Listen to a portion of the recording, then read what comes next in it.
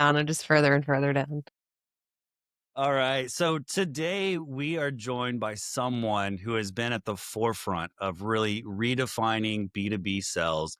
We have Demand Gen over here, the infamous Jen Allen-Knuth. She's built a career helping sales. I got that right just You because I did, grew and up. did you see my face? I I was like, "Oh did. gosh, we didn't talk about it. Is he gonna get it?" You nailed I it.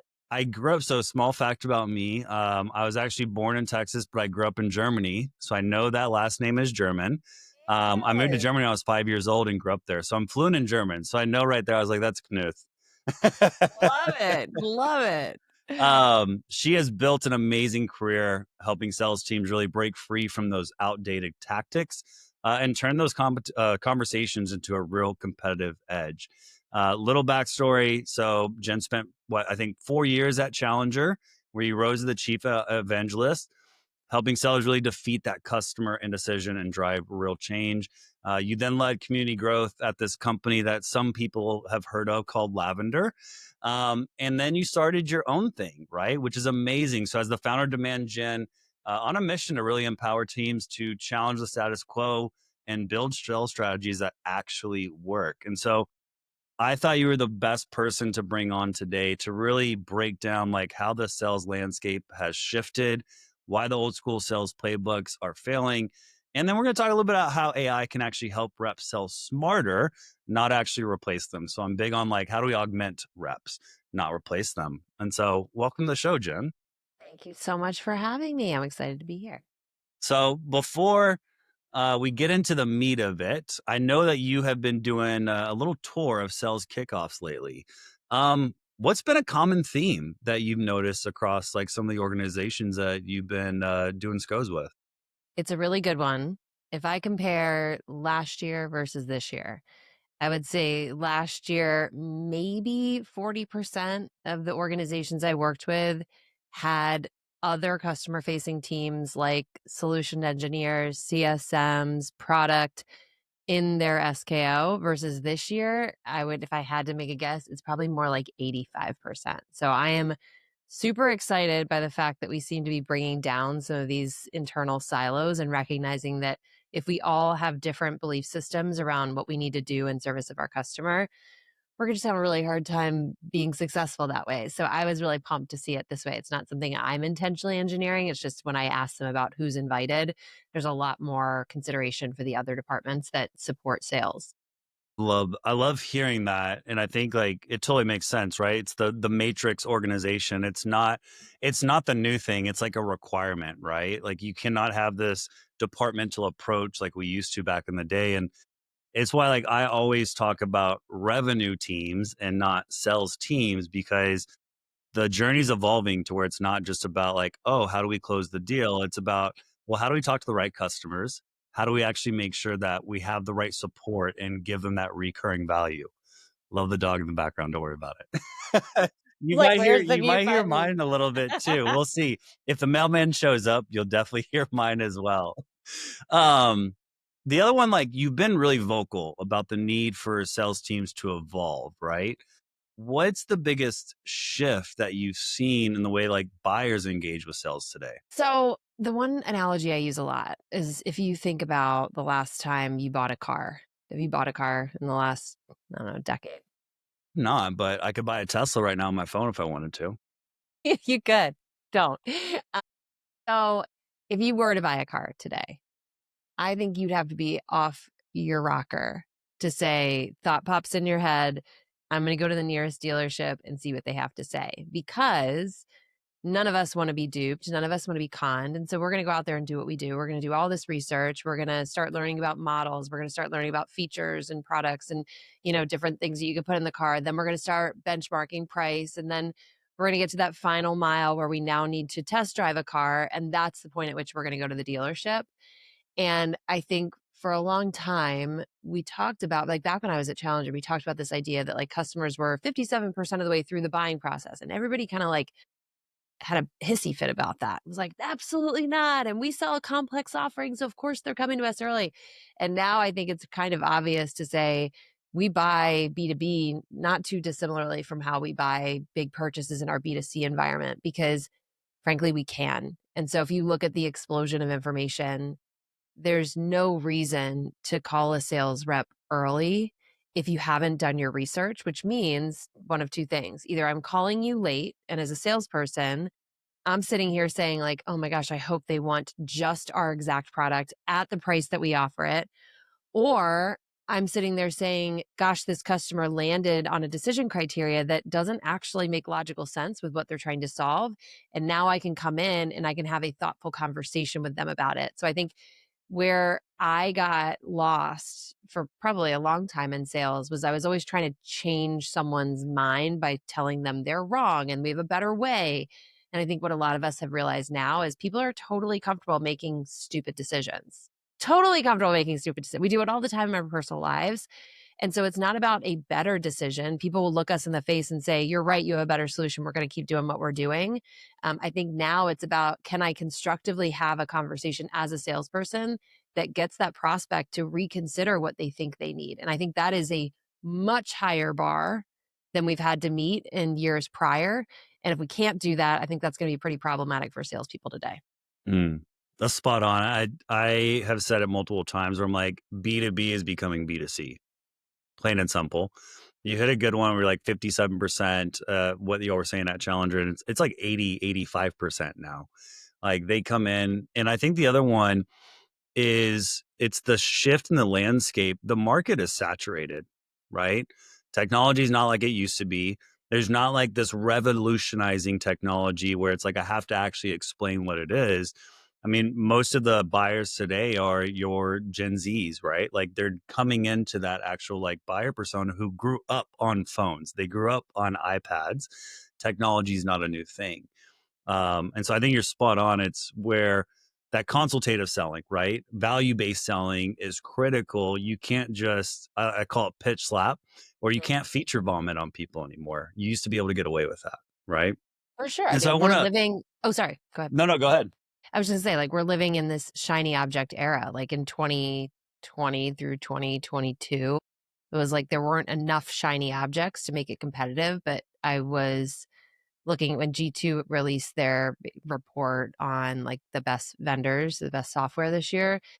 There were 13, just in the sales and marketing categories alone, there were 13,000 software vendors. Like, it doesn't matter how shiny your object is, you're up against those other 13,000. And I think that's what makes it so difficult is it's not enough just to be like, look, we have a great product and it's a better product because everybody's saying it. It's just noisy.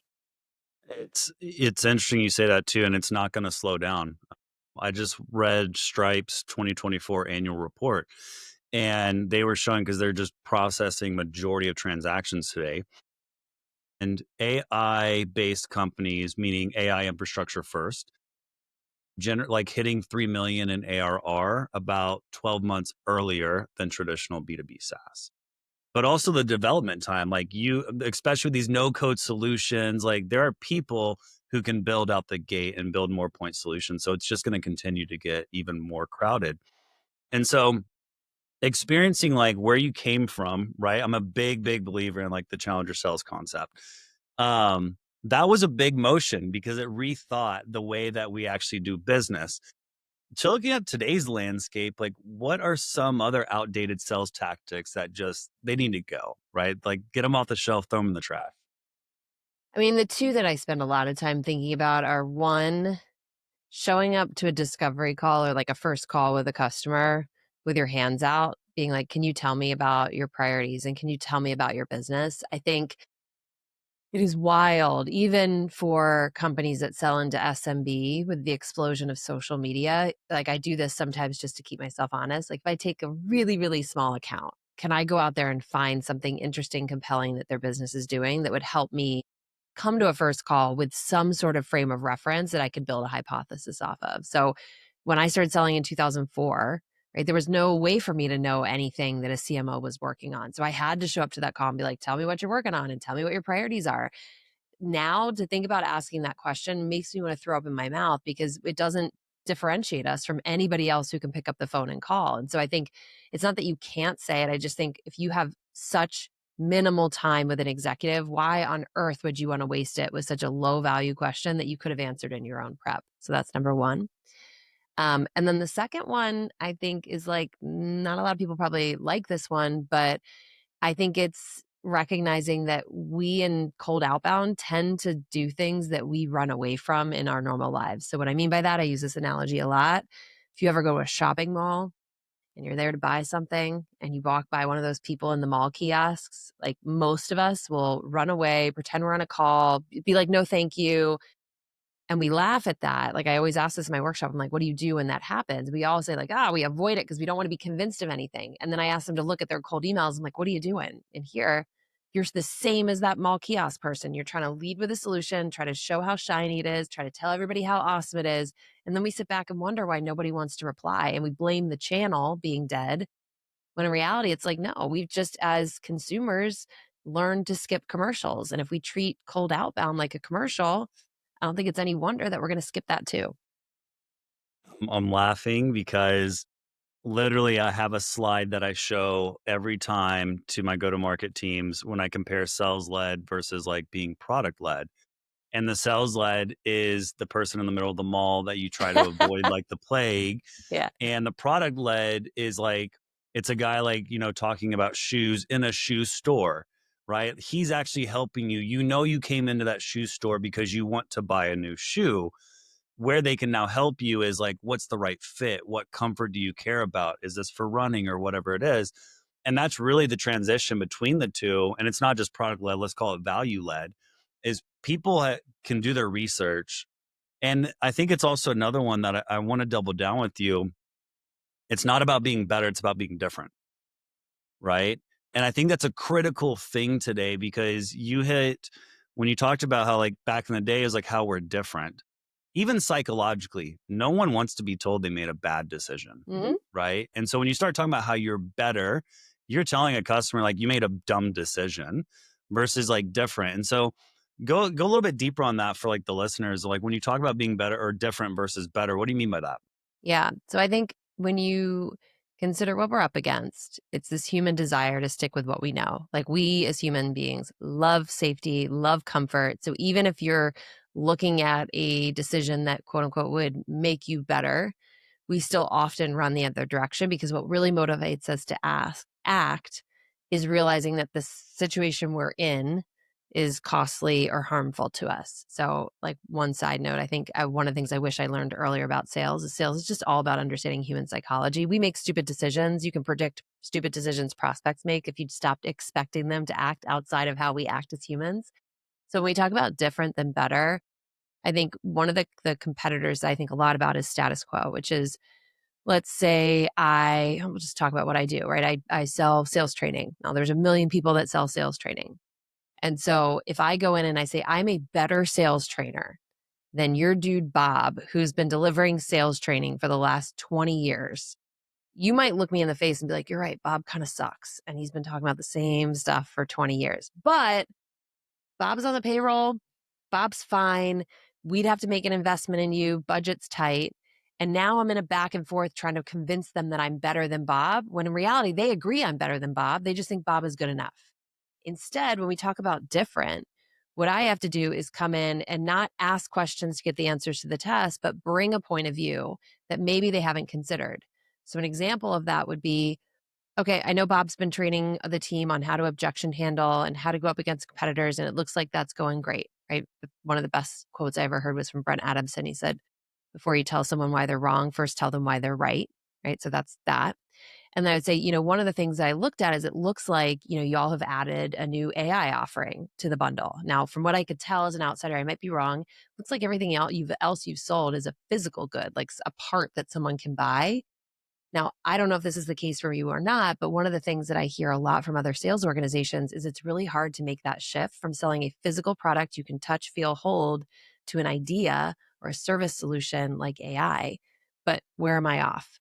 Right. So now I'm the one sort of direct, like navigating that compass to get them focused on a conversation. And then I'm giving them a way to size that. So I say, one way to see if it is a problem or not might be to go back, go in your CRM, pull all the opportunities where the seller was trying to sell that AI solution, add up the forecasted total and see how many were lost to like timing, budget, unresponsive, which are just basically different ways of saying status quo. and then come back to me next week and tell me what's that pipeline value.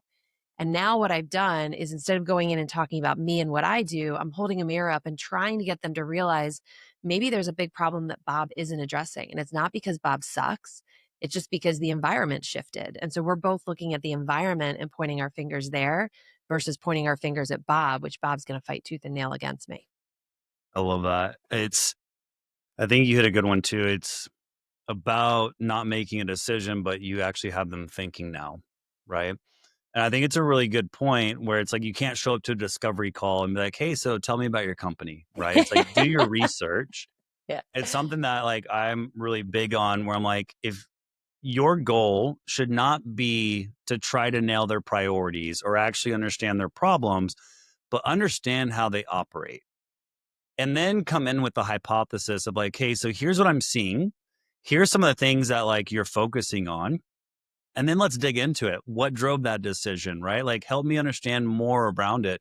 Because I truly believe like you cannot help solve a problem before you actually understand where they at today.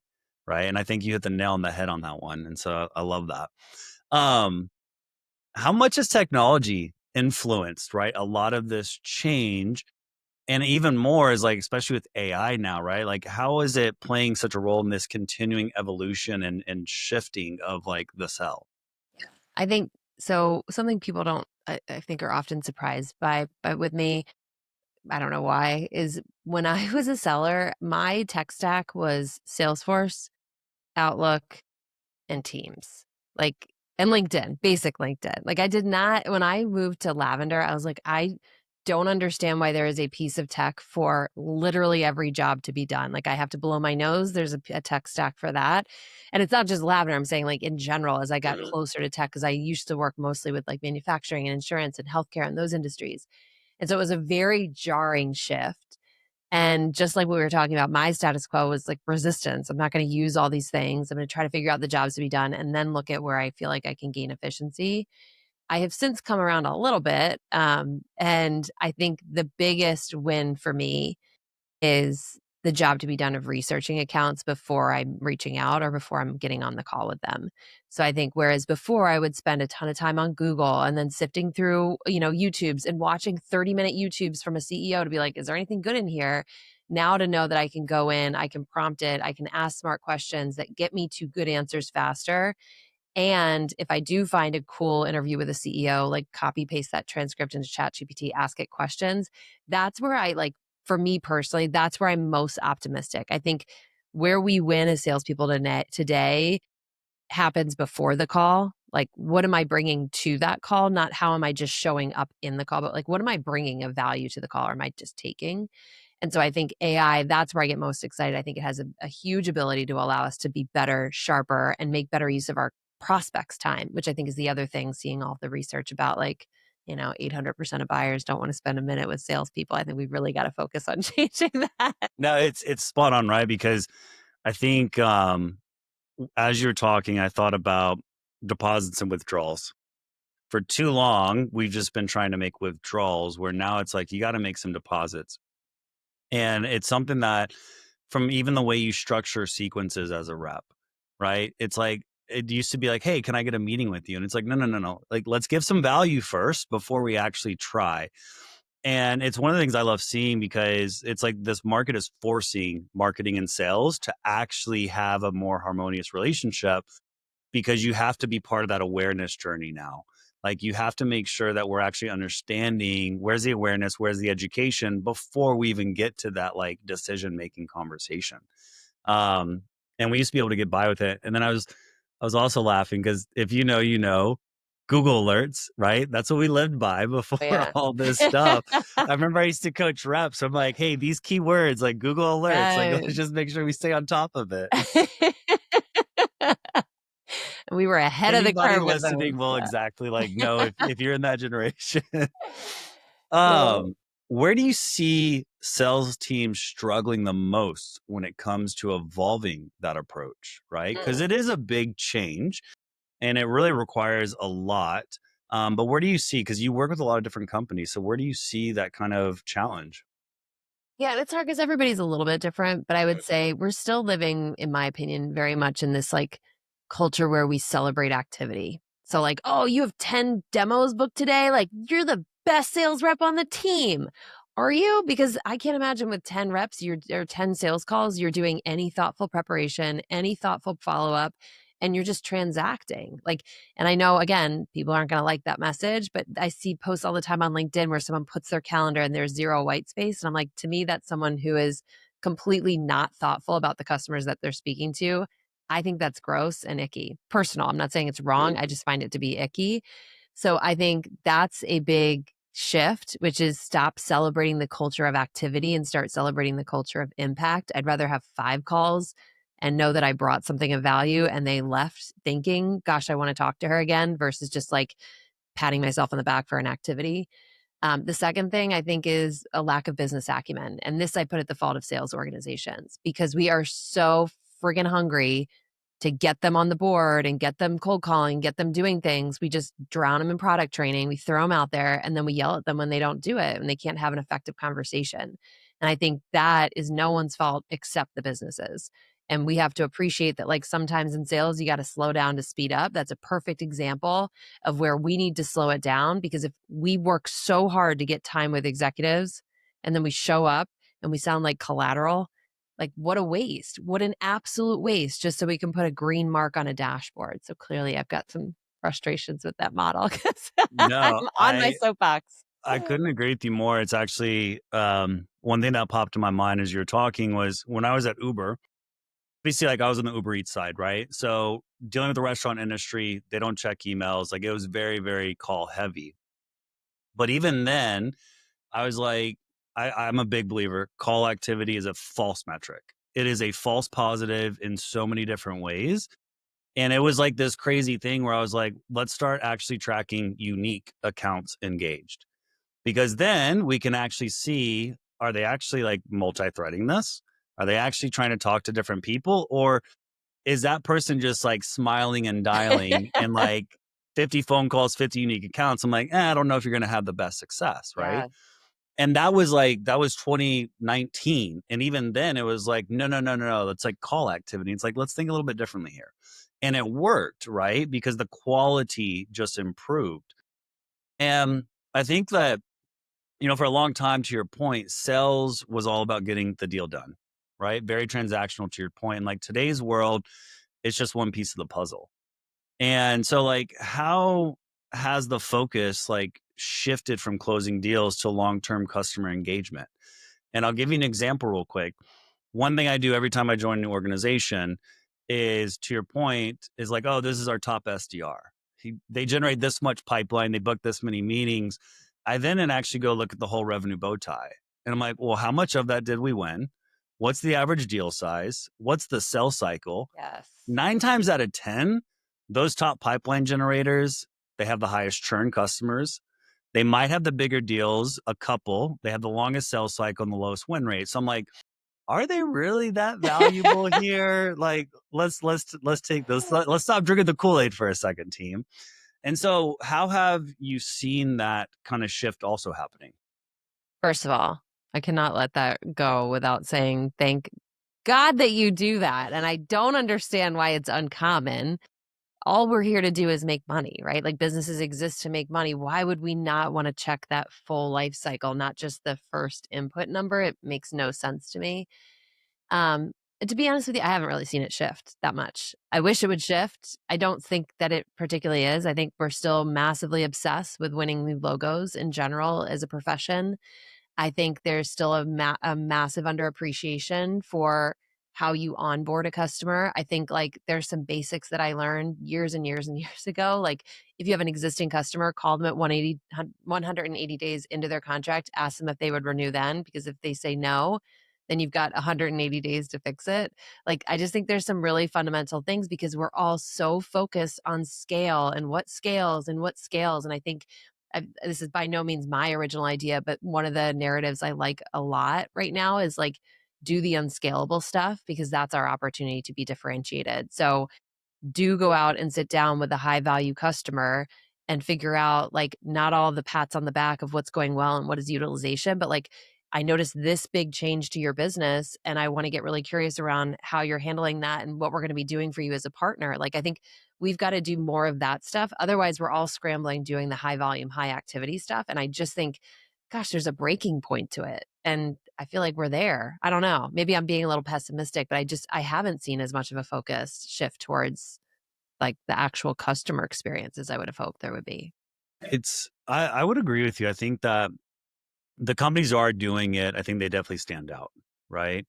And it's almost kind of saddening right now because there are a lot of tools at hand, right? Signals are the big thing.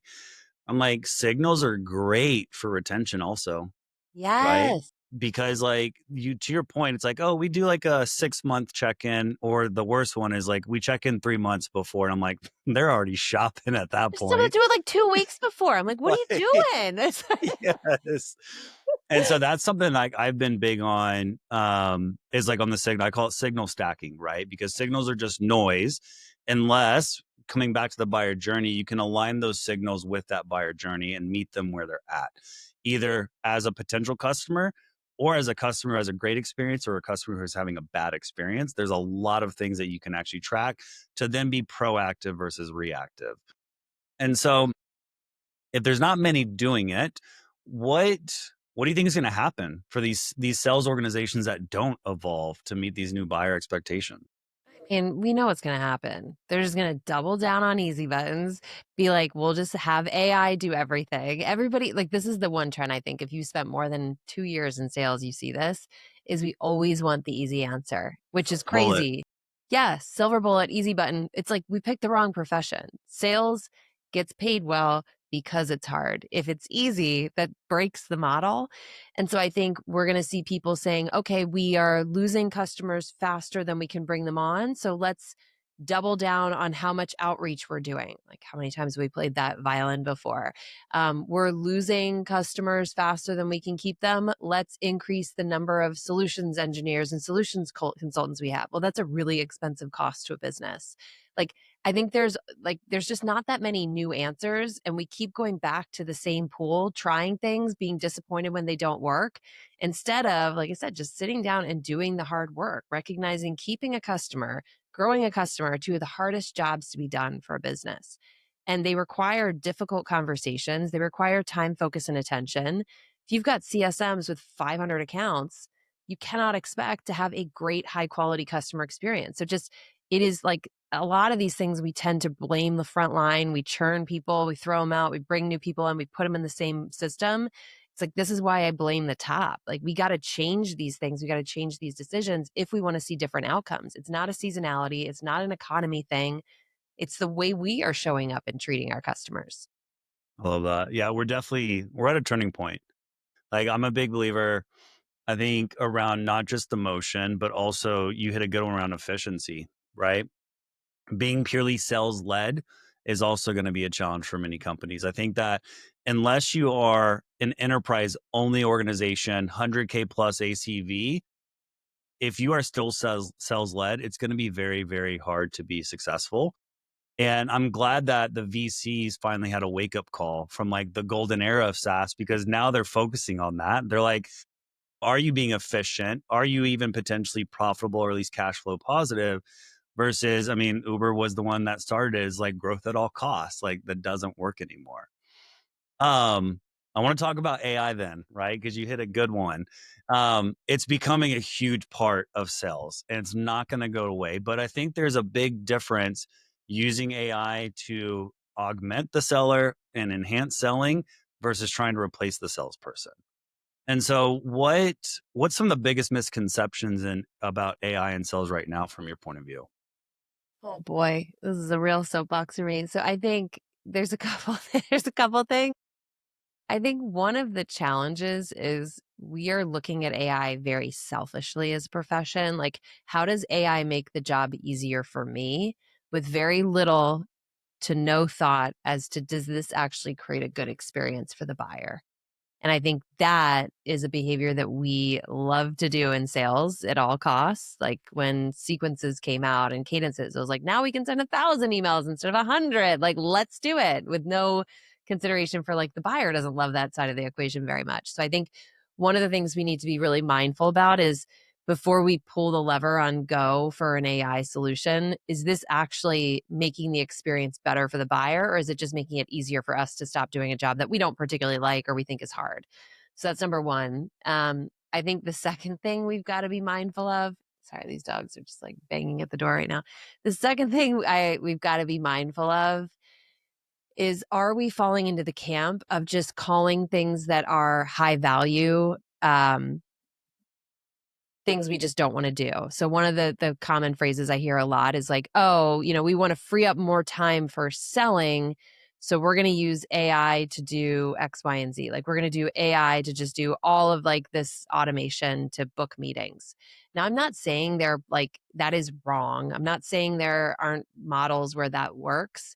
I am saying that when I work with those clients and I say, "Show me an example of what you're seeing coming out of this thing," it is in many cases, not always, terrible, and it's long, and I ask them, "Would you ever open this email?" And it's like you can tell it's the first time that thought has crossed their mind. And so it's the same kind of thing, like, I will do unto others things I wouldn't do unto myself. And so part of the problem is a lot of these decisions around some of these AI tools are being made high up, and they're so distant from that job to be done that it's like, oh, it gets the job done, so let's buy it.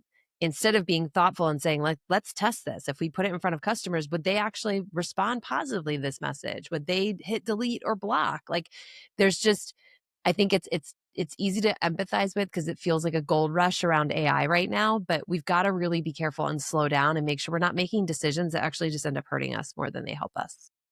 I One of my biggest fears with AI is exactly what you hit. Is it's the next gen of a spam cannon, Yes. right? Sequences don't work anymore because Google's gotten smart, and when you abuse that, then they're going to blacklist your domain. And so now I see these different point solutions where it's like, we'll give you 10 domains and we're going to throttle your emails so that way it doesn't happen. But yeah, you're spot on, right? I mean, you hit a good one. I call it the phone test, where I'm like, anytime you actually create an email, send it to your phone. If you have to scroll on your phone, it will be deleted. I guarantee it, because it's too long to read, right? Like, let's get short, let's get straight to the point. So I agree with you. That is like one of my fears. And I do think that when used the right way, I say this all the time, and I really believe this. I'm like, when AI is a co-pilot that allows your reps to actually be a pilot, that is when it's actually used the right way. Meaning they can actually focus on the customer. Like conversational intelligence is a great example where active listening, one of the biggest strengths in sales, we used to not be able to be great at that because we had to focus on taking notes and making sure we got everything. Where now, like, I can actually focus on you and our conversation because I know AI is taking notes for me and it'll send me a good recap afterwards. Um, It's a great example. Yeah. I'm curious is like, how can AI actually help like reps be more human in their outreach and engagement? Or I can even make it broader. Is like, where are the critical areas that you think AI can actually help reps? So I think you just gave a great one, which is, can I dedicate more focus in the call? So I'm actively listening. I'm actively asking smarter questions because I'm in the moment. So that was a great one. I think the second one is it's in its ability to help you get to good answers quickly. So, like in my opinion, when I'm reaching out, and granted, I spend my time in enterprise and mid market space. I'm not selling into SMB, so please don't take this as like this is how all selling should be done. I hate advice like that. But in what I'm looking for is I'm trying to understand two things. One is context. So, what is the environment in which this organization is operating in? Is this a company that is trying to, it's a challenger brand that's trying to catch up to a front runner in the market? Is this a company that is trying to grow through one particular vertical or channel? If I have that context, that allows me to better understand the organization before I ever get on the phone with them, which allows me to shape my point of view. So that makes me so much sharper at writing a piece of cold email, like cold outreach, or showing up to the call and asking a discovery question that isn't painful and brutal. The other place I'm looking for is insight. So, what can I find that I might not have been able to find before because I just would have had to search through 50 pages of a 10K or an annual report? And because we're all lazy by nature, like we just skip, and if we can't find what we're looking for, we move on. So, the ability to ask smarter, sharper questions without having to spend an hour to do it, that to me is the best playground for AI right now because it allows us to be curious human beings in an email, in a discovery call, in whatever kind of sales interaction I'm having with context that I wouldn't normally have. And I think that is like the most powerful part, in my opinion, about it right now.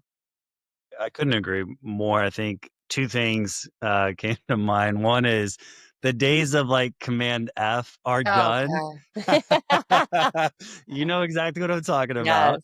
Yes. And I think the other one too is, like, you hit a good one is, like, I'm a big believer is ABC, and it's not always be closing, it's always be curious. And when we can enable our reps to live a more curious sales process, things just get so much better. You can actually uncover actual problems. And I call them solvable problems or priority problems because 9 times out of 10, like you hit it. Let's go back to the car dealership, right? I go shopping on Sundays at car dealerships if I'm buying a car because I know nobody's going to bother me. But when you work with the right person, they're still trying to make sure that you're getting the right vehicle to fit your needs. And 9 times out of 10, what our customers might think is a problem, when we dig deeper, we can actually find the crux. And I think like when AI is done right, it can provide some of those insights of like, here could be a potential crux that we can dig deeper into. That's when sales is fun, right? And I think like when it's done Yes. the right way, sales is fun because you're actually problem solving. Every deal is completely unique in its own way. That is something that cannot be overstated. Sales was not something that came naturally to me, and I dreaded calls, and I was nervous for calls, and I was totally abnormal and not myself and weird on calls until I figured out, like, if you stop trying to sell something and instead just show up with an idea and seek to be corrected, be extremely humble to know that just because you've done research on their business for 15 minutes does not mean you know their problems better than they do. Like, and if you come with that and say, look, I'm an outsider looking in, but it looks like you're trying to do this. And from an outsider, it seemed like you're doing it this way. And I had a point of view because I just was talking about it to another company who was up against this too. Like, are you open to hearing what they ended up trying, what worked, what didn't?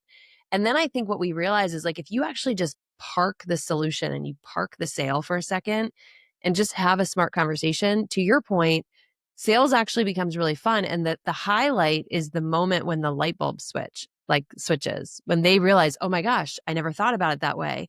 And that was the biggest shift for me is once I realized if I can engineer one of those moments or a couple of those moments, I am much more likely to close a deal. Then I got excited about that instead of having to wait 6 months for an enterprise deal to close and just celebrating a signed contract. Like that's a lonely, terrible way to go through a sales career is just waiting for the wins and the wins only. And so I think that was the biggest shift for me. And that's why I stuck it out for 18 years because I was like, that's enjoyable. That's using my brain. It's not just pushing my thing all the time. And I think that's the other part is we've got to remember like this has to be a job that people enjoy and feel good about themselves doing. Otherwise, it's just too easy to churn. So true. And there's 2 light bulb moments that I had to your point where it was like, "Oh, this is actually really exciting." I think number 1 was when I could join a call and understand what they're trying to solve for, and then also say, "Have you thought about this?" When I could start asking that question and I saw the wheels start turning, I was like, "Ooh, this is cool." The second one, and this is what most sellers are scared to do, is when I could go into a call and say, "You know what? This probably isn't the right fit." Yes. Like, when you can actually say that, like, I was so nervous to say that, but when I finally did, I was like, "Oh, shit. They actually want our product even more now Yes. because I said this is Yes. probably not right fit." They're like, "No, no, no, no. Here's why I think it is." Like, That is the truest statement ever. Like in my business, I started off like most businesses do. I was like, I have to take any business I can because I'm going to fail. Or I'm going to live on the street. Like, you always think you're going to fail. And then as it's evolved, I'm like, where I really fit well are companies that are losing to status quo and companies that sell into an enterprise or mid market buyer. And so I'll have companies come in who are SMB. And it's like, yeah, I technically could help them, but there are much better people to help them. And you're so spot on. The second you tell them that, then they start pulling for you so much. And you have to be like, dude, I'm trying to put you in the right direction. But that also feels really good because people, I think, remember that experience, right? You weren't someone who was trying to sell me anything you could. And I do believe in the long game a lot in sales. Like there's a customer I'm working with right now that I tried to sell in 2019. came back around because I didn't push to the point of just being like, get lost. And so I think that is such a good call out on the other light bulb moment because that's where you really find your confidence, I think. And that's so important in sales. There was one company that I was launching a new market for, and we had this one rep that was just constantly crushing it. And it was in that motion where I was hired to like productize sales. And so I was constantly like trying to figure out like what is this guy doing?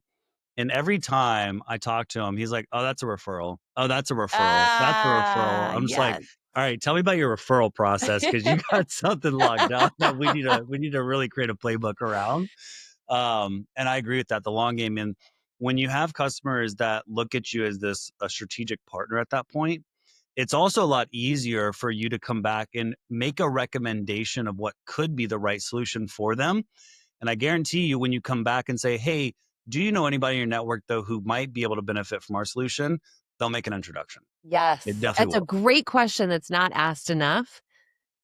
Full stop. There's nothing else to add to that. It's just not asked enough. I even suck at asking as much as I should. That's a good reminder for me. I'm the same way, and like I've evolved a little bit more of even now where what we usually do at most organizations that I run is after 3 months, because usually it takes about 90 days for a customer to get ramped up and actually experience value.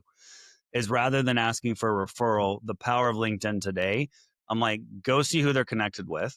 And rather than asking for a referral, ask for 3 people that they're connected to.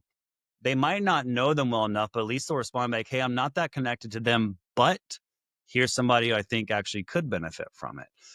You got to make it easy, right? Especially when it comes to referrals. Like you cannot, if you make them work to like give you a referral, like you're doing it wrong. So rethink your strategy. That's really, really smart. By the way, effort reduction is something we don't talk enough about. Like if you ask a big open-ended question, that's going to take me time. But you're so like if I think about the messages I respond to, it's specific. Do you know this person? How well do you know this person? It's like, oh, that's an easy yes, no. Mhm. Great point. Exactly. Well, I know we're coming up on time. Like a couple of questions I want to wrap this up with. So like sales, it's not going to slow down. It only keeps changing, right? And so what is one thing, one big shift that sales leaders need to make in their strategy today? I would say if you have a sales team that is showing up and throwing up, don't rely on your sellers figuring out how to bring more value to the sales interaction. Give them guidance, give them the prompts you want them to ask and prep, like really make it as easy as possible. I think one of the things I've really grown an appreciation for is if you make it was just a conversation we're having, but internally, if you make a job to be done really hard, expect that very few people will do it, except the people who are already probably doing the right things. So find a way to take very tactical jobs to be done and teach them that. But that also requires that we get down in the weeds a little bit. I think there's the other big problem we didn't talk about today, but there's this like air of, well, I'm a VP or I'm a CRO, so I sit up here and I've got managers for this stuff down here. At the end of the day, you're the one carrying the number. So like get in the dirt, figure out how people are prepping, figure out how people are showing up, what questions they're asking, and you got to intercept that now because otherwise it's going to be when the number is missed and then it's too late. It's the difference between a manager and a coach, right? It's I call it Yes. the 80-20. A coach spends 80% of their time on the floor, 20% and behind their desk. A manager spends 80% behind their desk and 20% on the floor, right? That is completely shifting, and I love seeing it. Um, on the seller side, what's one major mindset shift that salespeople need to make to stay ahead of today's evolving landscape? I would say shift to thinking about defeating your competitors towards thinking about defeating status quo because I think that's eating our lunch more than competitors are. How do you give someone a compelling reason to reconsider good is good enough? Of course, that came in. I I didn't don't even know if you hear I was on my computer for a meeting alert. it. Seriously, Jen, this has been an amazing conversation around sales, the evolution, AI, and how it can actually help reps be more human, not less human. So I want to say a huge thank you to joining today and for really sharing your insights. Um, if you enjoyed this episode, don't forget to subscribe, leave a review, share this with your network. Until next time, keep evolving. Wow, keep evolving, keep selling smarter, and do not let AI replace what makes you great. Thanks a lot. Thank you. Welcome to Mixology. On this episode, we're going to talk about the shift in sales how AI is changing the game, and how to keep up. Sales is no longer just about the close. The entire sales process has evolved. Buyers are more informed, the sales cycle is more complex, and traditional tactics just don't work the way they used to. So, how do modern sales teams need to adapt? And more importantly, how can AI help reps be more productive without replacing them? In this episode, we're going to talk about why the definition of the sell has changed, how AI and automation are reshaping sales workflows, why AI should augment sales reps, not replace them, and the biggest mistake sales teams make when adopting AI. If you're in sales, revenue leadership, or revenue operations, this conversation will help you future proof your strategy and make sure you're evolving with the way buyers buy today. If you're ready to get going, let's go.